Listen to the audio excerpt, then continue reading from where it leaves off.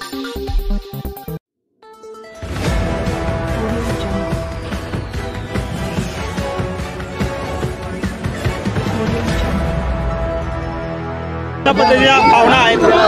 मनापासून आभार मानते जे लोक आज मला आशीर्वाद देण्यासाठी सामील झाले।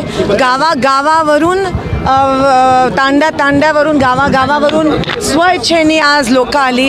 काल रात्रीपर्यंत फोन आम्हाला यायचं आणि सगळे या ठिकाणी आशीर्वाद रूपात सामील झाले। मी सगळ्यांचे मनापासून आभार मानते। या गरमीमुळे त्रास झाला असेल तर क्षमस्व, पण नक्की ही लढाई आता दिसून येत आहे की ही सगळ्यांची लढाई आहे। निवडणूक जरी माझी असली तरी विजय हा लोकशाहीचा झाला पाहिजे आणि सोलापूरच्या जनतेचा झाला पाहिजे। देवेंद्र फडणवीस यांनी टीका केली होती की सुशीलकुमार शिंदे हे इंजिन आहेत, आता ते प्रणितीताईंनाच इंजिनमध्ये बसवणार। मात्र भाजपचं जे इंजिन असणार आहे ते नरेंद्र मोदी यांचंच आहे आणि जे बाकीचे जे घटक पक्ष आहेत भाजप मुद्द्यावर बोलतच नाही आहे। ते मुद्द्यावर त्यांना मुद्देच नाही आहेत, कारण का 10 वर्ष त्यांनी काहीच केलं नाही। त्यांना पण माहिती आहे ते तोंडावर पडलेत आता, आणि म्हणून विषयांतर करून दुसरेच विषय ज्याचं काही घेणं देणं पण नाही। तिथे शेतकरी मरतोय, तिथे गरीब महिलेला निराधार पैसे नाही आहेत, तिथे पाणी नाही आहे सोलापुरात, तीव्र टंचाई नाही आहे ना, एवढं सुचतं।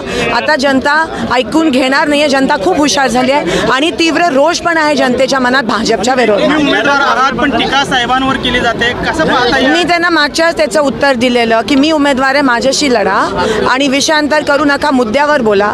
आज त्यांचे दोन्ही खासदार, माजी खासदार त्यांच्यासोबत उभे पण नाही आहेत, दिसत पण नाही आहेत। त्यांना लाज वाटते का त्या खासदारांची? आणि इथे जे माजी खासदार काँग्रेसचे होते आदरणीय शिंदेसाहेब, ते खांद्याला खांदा लावून आमच्या सगळ्यांसोबत सोलापूरची अजूनही सेवा करत आहेत।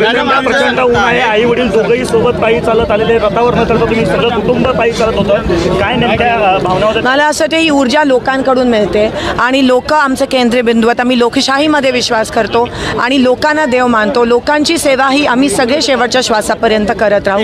लोक आहेत म्हणून आम्ही आहोत। देवेंद्र फडणवीस म्हणाले की पाण्याच्या प्रश्नावरून की बाबा हे केवळ स्वप्न दाखवतात, आम्ही स्वप्न पूर्ण करणारी माणसं आहोत। मग मला सांगा, 2 वर्ष झाले महानगरपालिका निवडणूक का नाही घेतली? उजनीचं नियोजन का नाही केलं? उजनीच्या आवर्तनाच्या मीटिंगला आमदारांना का नाही बोलवलं गेलं?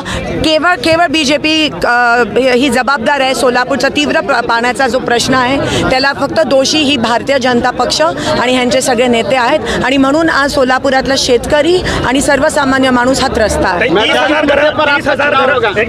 घरं तयार केली, 30,000 घरं बांधली, मात्र त्याचं श्रेय देखील भाजपने घेण्याचा प्रयत्न केला। त्याचं उत्तर आज आडम मास्टरजींनी दिलं आहे की ते 30,000 घरं जी बांधली ती आदरणीय मनमोहन सिंगजींच्या आशीर्वादामुळे, आदरणीय सोनियाजींच्या मार्गदर्शनाखाली ती बांधण्यात आली, आणि ते बरोबर आडम मास्टरजींनी त्यांच्या शब्दात त्यांना उत्तर दिलं। बीजेपी प्रदेशाध्यक्ष देखील आपल्या सोबत खांदा लावून आलेले आहेत।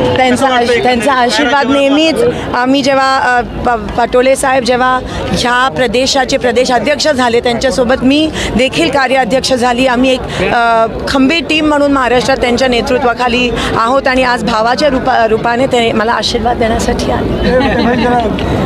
काडादी साहेब पण आहेत, काकासाठी आहेत, खंदारी साहेब आहेत, भालके साहेब। पिछले 1.5 महीने से विविध मुद्दों पर बहस और आरोप प्रत्यारोप जो चुनाव है लोकसभा का, किस मुद्दे पर होगा?